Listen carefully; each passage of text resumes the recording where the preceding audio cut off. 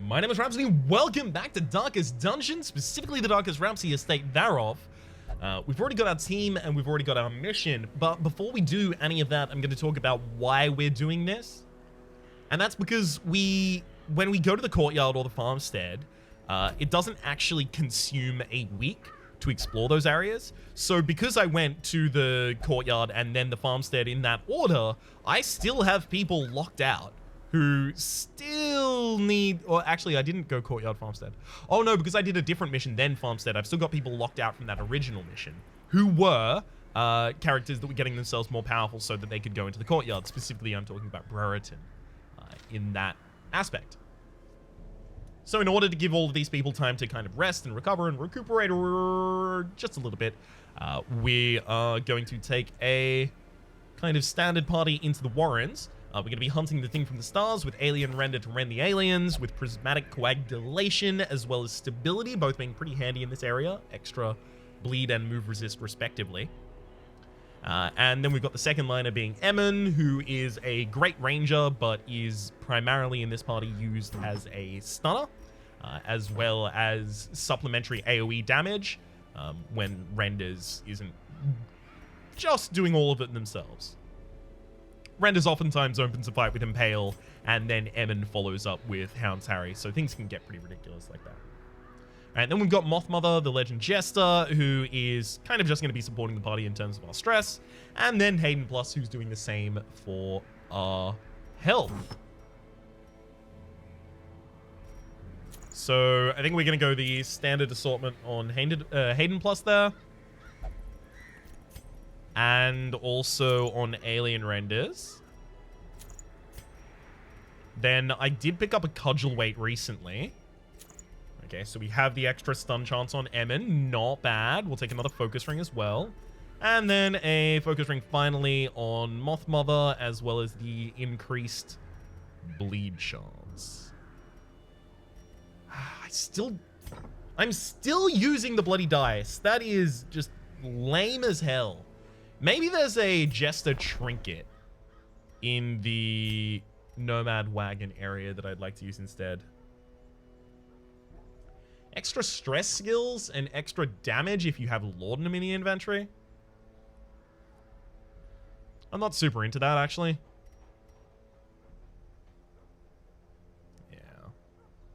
Yeah, I'm not super into the Laudanum there. Shield Breaker, Spectral Tip, 15% damage, 15% max HP, on attack a random target 5% of the time. But it increases your Blight skill chance by 20%. That's interesting because oftentimes one of the big problems with the Shield Breaker is that you have to choose how you want to deal your damage, right? Are you dealing your damage with ridiculous crit through armor, or are you dealing Blight, right? Very few trinkets give you both. This appears to be a step in the right direction for getting both.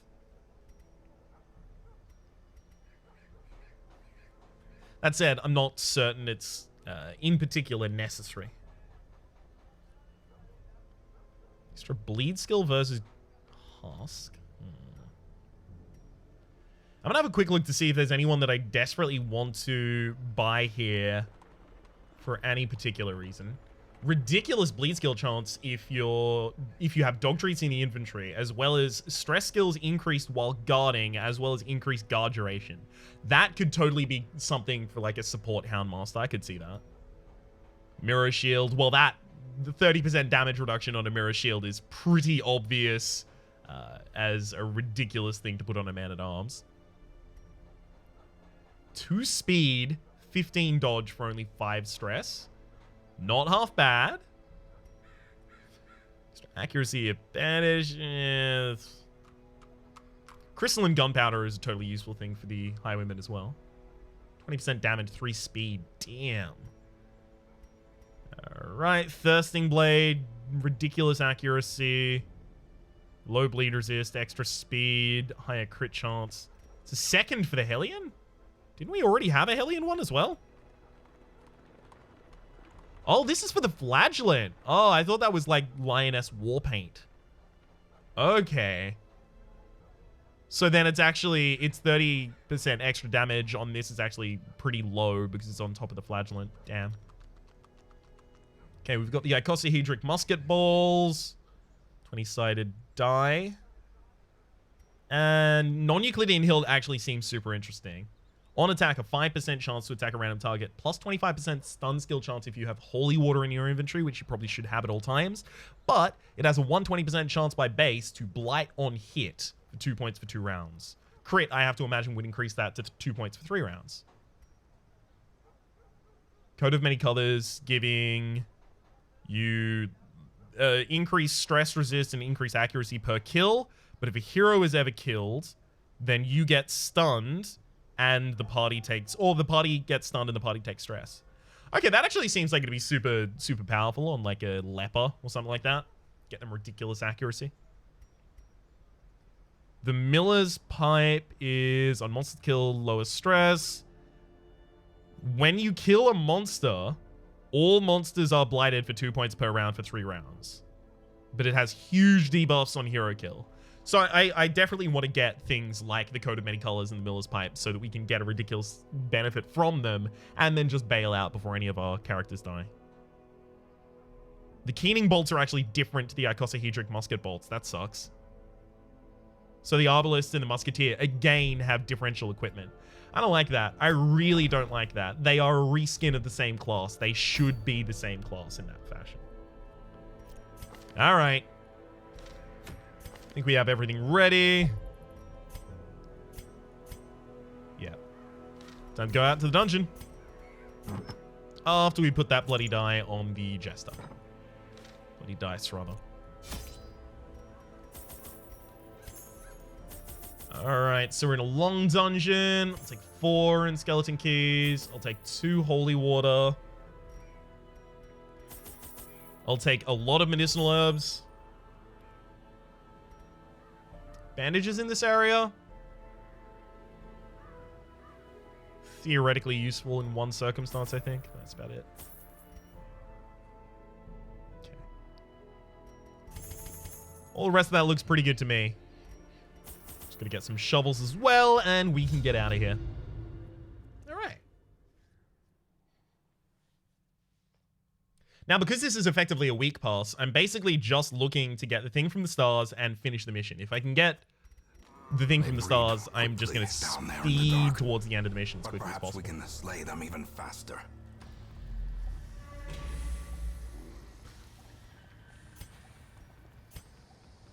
Do I do it? Like right now? Like... maybe? 100% of room battles means I do need to go to the north as well, but it also means I do need to go to the south, so I'm probably running into that curio. That obstacle, rather. I'm thinking I go all the way up this hallway, don't turn the light on, and then I rest and then immediately go into the fight. Just so we have battle buffs and stuff like that. Okay, this is a knowledge curio. Lasting effect on the hero. We get Luminous! Hell yeah! Oh, but it doesn't stress heal you. Damn. Okay, so extra speed and extra dodge, not half bad. So it must only stress heal for the knowledge-based classes, so the Antiquarian, the Occultist, oh my gosh. This is a problem. We need to get the Swineskyve out of position. Okay, never mind, they decided not to move. Alright, that's the problem. The problem is just getting larger and larger and larger. Oh gosh.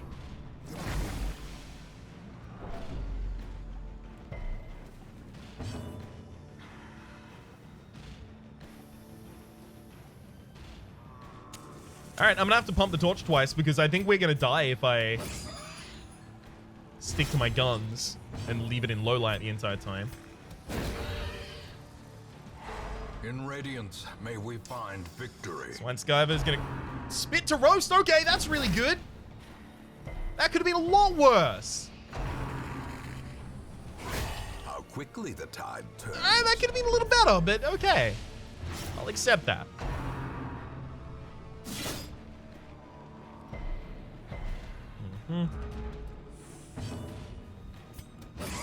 Get that Swineskyve down as quickly as possible here.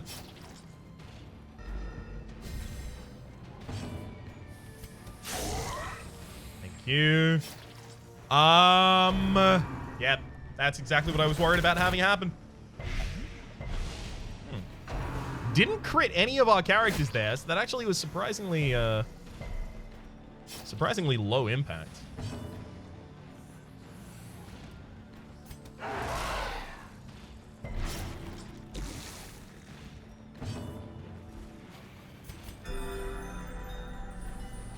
The swine in the absolute back line is one away from dead, so I'm looking for an AoE to take them out. Moth Mother, don't be stunned. We need your healing. A singular strike. A death by inches. Just gonna stun that cultist champion, allow them to take the rest of that bleed and blight themselves. Body heal basically until you're incapable of doing it anymore. Seems like it's effectively eternally gonna be a good idea. And now we can start working down that stress. Hell yeah, I knew we were gonna get to this point of the fight.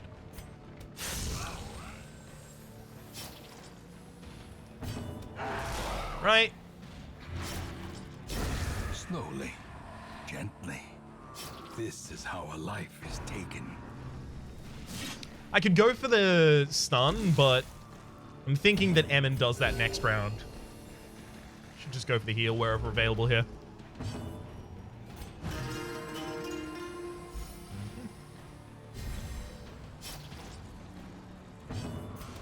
Eventually our stress is going to be low enough that the camp is actually just going to purge all of the rest of it. And then we'll be super comfy. Okay. Very much looking forward to another AoE heal here. Got that immediately off. Nice. Continue the onslaught. Destroy them all. If I hadn't yet gotten that off, I probably would have stalled a little bit more. Alright, so we'll disarm this with... We'll turn up the light because there's no reason to have it off. Closes in, haunting the hearts of men.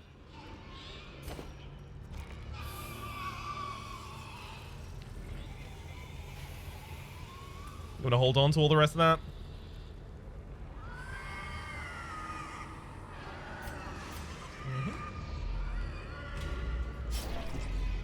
So we'll be doing our first camp in this room and then ducking off to the left. Oh, but the thing is, I'm going to want to camp both before and after fighting a Shambler. So when do I actually do it? Before or after? I don't know. Maybe it's after. Yeah, I'm going to need the heal and stress heal. Sure. All right, we'll fight you first. I'm not gonna have the battle buffs. The infinite malignity okay. of the stars. 27, not half bad in the first round.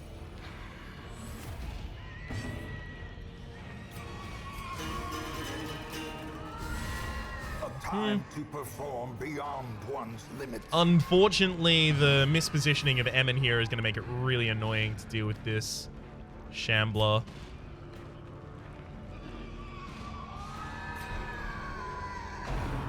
Undulating withdrawal. Cool. At least we didn't get shuffled again. That would have sucked. I'm looking to effectively just go AoE at the very start of this, so something like that. And then Emin next. The ground quakes. So it'd look a lot like that, whatever I want to get accomplished. And then we effectively just let AoE take care of it. Battle buff again. Yeah, that Shambler spawn is going to get another attack off. So is the one in front at this rate. Just saying. Stun wasn't even enough to take the action from you. Lame. Alright, we basically need Emin to act at the very start of this round. Otherwise, yikes. Emin is already stressed out.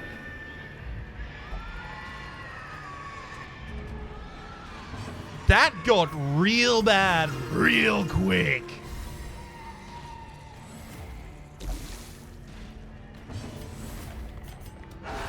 Precision and power. Yeah, that crit on the front line may have actually just saved us.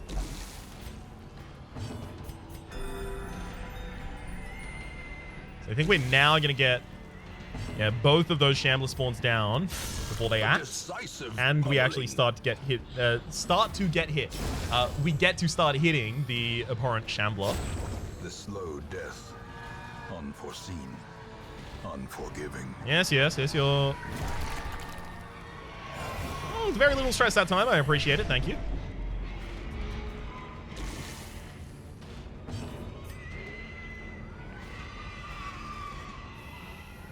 Yeah.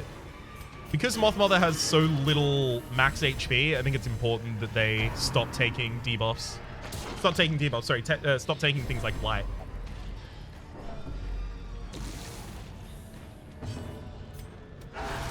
Woo! Crits all of the targets. Very nice work. It's only one of the targets. I mean, I don't know if we can continue using you with rates like that. Set the stage for heroism or cowardice. Sucks. That's so bad. I needed specifically the heal on Emin there. Stressed out Moth Mother. Rational. Yeah, we probably have to either rest 2 times in a row or just straight up leave the dungeon. Taken over the edge into madness. Mm-hmm. Oh, I'm taking this loot with me.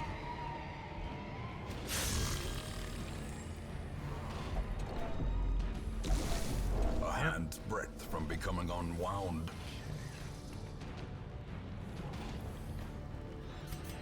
Go for the battle buff.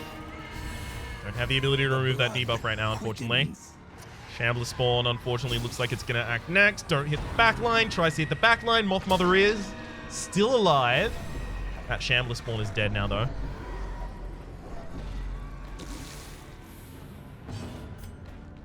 Okay, my stun chance is 35. Or I can roll for damage. I think I have to roll. I think I have to roll for the damage. I think I'm dead if I try and do anything else.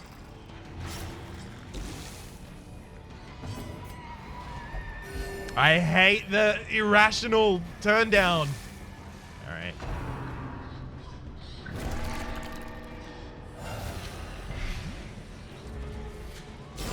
Great is the weapon that cuts on its own. Mm-hmm. Alien Render's resolve is tested. Alien Render's is masochistic as well. Alright, so basically everyone's really mad that we're still here. No short supply. This is a horrible combat for me. Probably one of the worst I've ever had. Impressive.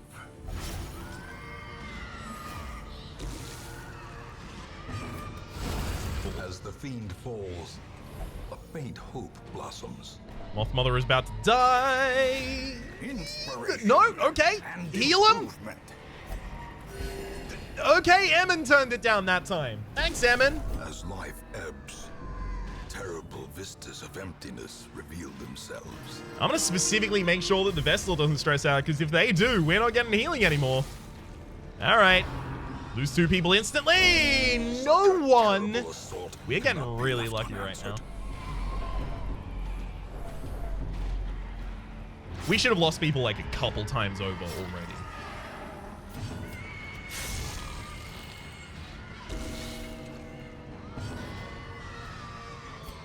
I think at this point I'm effectively just continuing to risk this party. A wise general cuts losses and regroups.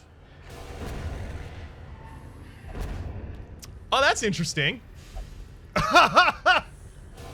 Perched at the very precipice of oblivion. Refracted?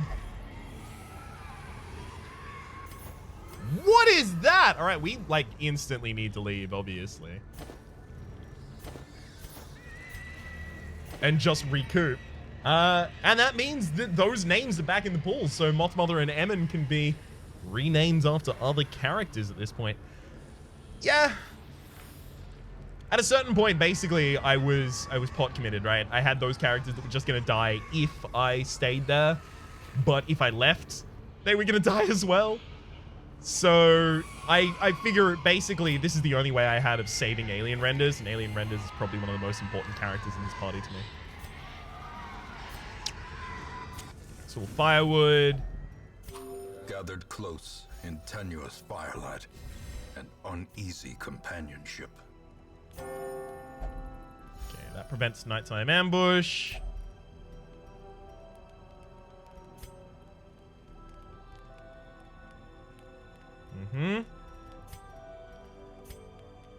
All right, I was gonna do that again, but I actually think ultimately the possibility that they refuse to use their nighttime abilities because The promise of they're safety. irrational could mean the end of me. So I think we actually like straight up just like poke our head down in this direction, try and loot this curio and then leave. Let's hope this curio has enough in it to make up for 2 level 6 characters.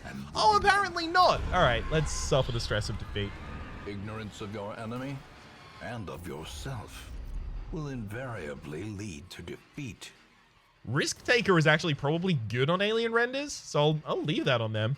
Hayden Plus's flawed release, not great. Back across the sticks. Boatmen be damned. All right, yeah, I figured this was probably going to come sooner or later.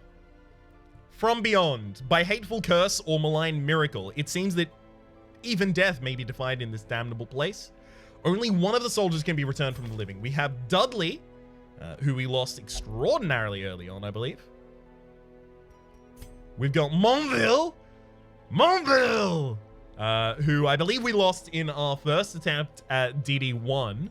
And then we've got the actual named Dismas. So I think we have to take Dismas for that reason.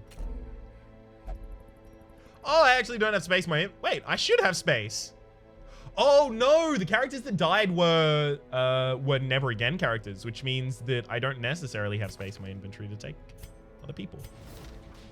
Another soul battered and broken, cast aside like a spent torch. I'm not going to be using mercenaries. Yeah, there's Arabet. Cool. So if I want to take Dismas back, I need to throw someone into the abyss right now. Probably Breathville. Suffer not the lame horse, nor the broken man. So what actually happened to Hayden Plus there? They have become refracted. It has 10% lower their max HP, decrease their speed by 5, and 15% reduction of all resolve rolls except for Death Blow. I have never seen that kind of an affliction before, so I'm gonna have to deal with that in between now and the next episode. I was expecting this to be, you know, a little bit of a longer episode, a little bit more successful. Are our people still locked away? No, not all of them. Just some of them are still kicking on from the night before. Okay, so I still have the possibility of going to, what, like Courtyard in the next video or something like that? Nope, Brereton is super stressed out still.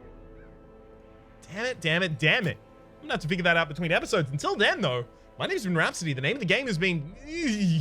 Hopefully you've been enjoying yourselves, and hopefully we'll see you next time.